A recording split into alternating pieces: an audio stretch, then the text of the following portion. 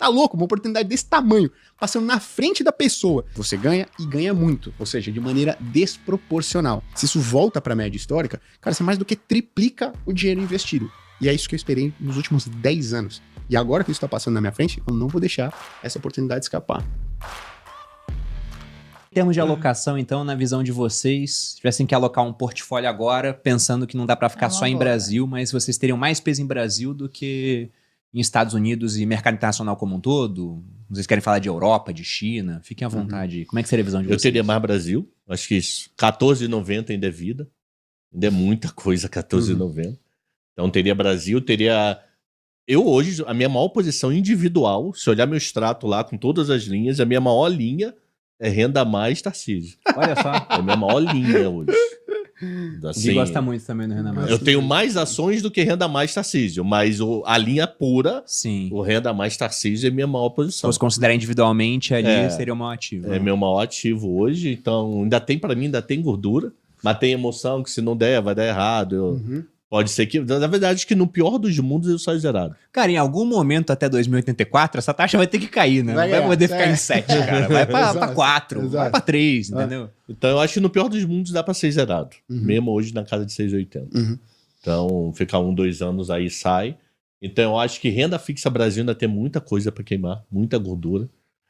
Título pré de mercado secundário ainda acho que tá muito bom. Tem muita coisa boa. Então, o famoso corretor às 9h30 da manhã.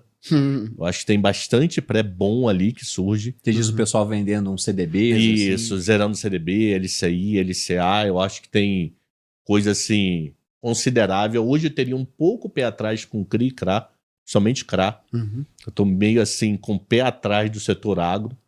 Tem amigo meu que é especialista em agro e fala que se o dólar bater 5, vai ter muito problema de soja ano que vem. Imagino, né? Muito credor de soja vai ter dificuldade de pagar. Ainda que o preço da soja se mantém estável, se o cara exporta e o preço é $30, mas agora o dólar caiu para 5, esse cara ganha menos. Então hoje eu tenho um pé atrás demais com qualquer coisa com CRA. Tá? Então eu acho que pré dá, acho que ações dá para comprar. Acho que Bova 11 é uma boa alternativa para ano que vem. Ah, mas você acha que é vol? Sim, mas eu acho que no final do dia ela passa. Ok? E alguns setores específicos, tipo, eu não consigo vender Vulcabras, não consigo zerar Itaúsa. Não consigo. Então dá para botar bolsa sim. Acho que tem um espaço bom ainda para com volatilidade para sobreviver ano que vem. E para mim, juros tem muito prêmio. Acho que juros hoje é o principal investimento, tanto aqui quanto lá fora, tá? Cara, 10 anos atrás eu tava lendo um livro que chamava Gestores de Fortunas. E eu ainda tinha um sonho meio infantil, bobo, né? De ser um grande gestor de fundo de investimento multimercado e ser respeitado, enfim, tal. E o livro era da Mala Luque e chamava Gestores de Fortunas. E o Stuberger, ele já era um gestor muito bem sucedido, né? O Luiz Stuberger, gestor do Fundo Verde, ele já era... A Previdência que eu fiz há 10 anos foi na Verde. Exato. Ele já era um gestor de fundo multimercado, mais bem sucedido do Brasil, junto com o Rogério Xavier. E a porrada dele grande foi em Lula 1, 2003. Tem 22 anos. E qual que é o ponto? Nesse livro, ela entrevista vários grandes gestores, né? Mas o que mais me chamou a atenção foi ele. E ele falou o seguinte, olha, o que fez com que eu ganhasse muito dinheiro ao longo do tempo, nos fundos, no posicionamento e na vida, foi encontrar grandes posições onde a maior parte das pessoas apostavam pro lado contrário. Que era basicamente o que você estava falando, e que inclusive a gente fazia uma brincadeira, né, da aposta do supino, né? Era flexão ou supino? Era supino. Quando todo mundo acredita muito bem posicionado para um determinado lado, não é que eu vou no outro lado. Eu vou apostar pro outro lado se eu tiver muita convicção. Por quê? Porque se efetivamente todo mundo tiver certo, como aquele cenário ele já está muito bem precificado, o que eu vou perder é pouco. E se eu tiver certo, né, contra todo o restante, eu vou ganhar muito. Então é uma aposta assimétrica, né? Então, desde nos últimos 10 anos, eu sempre fiquei procurando muito oportunidades assimétricas. E o que significa oportunidades assimétricas? Pô, que se você estiver errado e que se as coisas caminharem muito negativamente contra você, você perde, mas você perde pouco. Só que se as coisas caminharem ao seu favor, você ganha e ganha muito, ou seja, de maneira desproporcional. E eu sempre procurei ciente de que não é sempre que você vai encontrar oportunidades assimétricas. Quando foi a última oportunidade assimétrica que eu encontrei muito boa? Pô, cara, no final do governo Dilma II. Você tinha a taxa de IPCA 2045, o NTNB principal, pagando IPCA mais 7,40, IPCA mais 7,5. Só qual que era o problema? 10 anos atrás, eu não tinha muito dinheiro para aplicar, né? Então eu apliquei, consegui duplicar, triplicar até o dinheiro que eu tinha investido ali, mas era pouco. Qual que é o meu ponto? Hoje, a grande oportunidade assimétrica que a gente tem, novamente, é tesouro IPCA de longo prazo, cara. E aí, por que eu falo que é assimétrico? Porque é isso, se você considerar que a taxa desse título vai para IPCA mais 8, IPCA mais 8,5, o Perini tá cansado de saber, o Cabral também, mas acho que vale repetir aqui pra galera. Em 3 anos você vai ter uma queda de 10% do valor investido, de 15%. E dependendo da inflação, do valor zero. investido. Pois é. Exato, se a inflação Ainda for sai muito zerado, alta, você ainda sai zerado. E detalhe, né? Nem no pior momento do governo Dilma a gente teve um IPCA de longo prazo chegando IPCA mais 8. E o que eu tô colocando aqui é IPCA mais 8,5. 7 foi assim, rapidinho, né, cara? Não foi muito Exato, tempo igual tá não agora. foi muito tempo. E chegou em 7 e voltou. Mesmo que fosse IPCA mais 9, né, 2 pontos praticamente acima do pior momento que a gente já teve historicamente. Em 3 anos você perderia 20%. Só que se isso volta para a média histórica, que é perto de IPCA mais 5,5, não estou falando que vai ser um cenário muito positivo. Se isso volta para a média histórica, cara, você mais do que triplica o dinheiro investido. Excepcional. É isso que eu busco na minha vida inteira como investidor. Oportunidades extremamente assimétricas. Pô, Gui, você pode estar errado, o Lula pode ser reeleito, explodir no fiscal e tudo mais. E aí você vai se lascar, eu não vou me lascar. Em 3 anos, meu patamar, meu estilo de vida não vai mudar. Meu patrimônio, eu vou perder para a inflação? Vou, mas meu patrimônio vai ficar basicamente muito similar ao que ele tem hoje. Meu padrão de vida não vai mudar. Onde eu como não vai mudar. Onde eu moro não vai mudar. Meu carro não vai mudar. Nada vai mudar. Mas se simplesmente as coisas voltarem para a média histórica, eu mudo meu padrão de vida. Para melhor, muito melhor. Eu duplico, triplico o patrimônio que eu tenho investido lá. E se as coisas caminharem para um modo positivo, que eu acho que a gente tem uma possibilidade relevante disso acontecer, eu mais do que triplico o patrimônio que eu coloquei lá. Positivo seria o quê, Gui? Pro pessoal saber, um IPCA mais 5?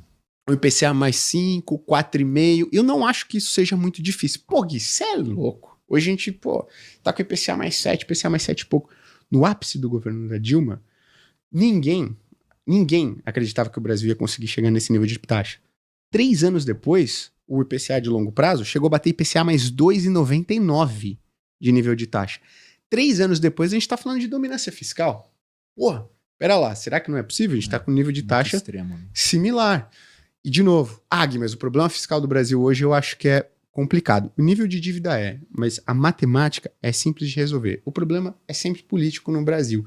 Mas eu acho que o problema do fiscal no Brasil, ele não é muito difícil de ser resolvido. Inclusive, se você quiser, dá pra gente falar disso. Mas, cara, para responder a sua pergunta, eu tô muito mais em Brasil. Para mim, claramente, é a aposta mais assimétrica que a gente tem, né? Ou seja, no cenário negativo eu perco pouco, no cenário positivo eu ganho muito, e é isso que eu esperei nos últimos 10 anos. E agora que isso está passando na minha frente, eu não vou deixar essa oportunidade escapar. E é isso que eu tô fazendo, né? Maior parte do dinheiro no Brasil. Se estiver errado, eu não mudo meu patamar de vida pro ruim. Acho que a gente recomendou para os assinantes da Finclass a IPCA mais 7,40, na época 7,30. Pro Thiago, inclusive o Thiago tá com... começo do ano, 10 janeiro, milhões, fevereiro, né? março, Exato. tava assim. O Thiago tá com 10 milhões nesse título já, tá ganhando uns 2, 3 milhões. Final do ano tá aí, será que vai vir um cheque lá no envelope? Não sei. Tô brincando, mas eu acho, cara, que é uma oportunidade muito boa. E assim, outro ponto. Pô, Gui, mas tem muito risco. Posso abordar esse ponto também? Claro. E essa é uma preocupação. E aí eu acho que o mercado financeiro, o institucional, ele não entendeu o que é risco para a pessoa física. E eu trabalhei nos dois lados, né? Trabalhei 10 anos ali na gestão de fundo de investimento e tô agora há 6 anos trabalhando com pessoa física. E aí eu consegui entender bem a diferença do que é risco para um e para outro.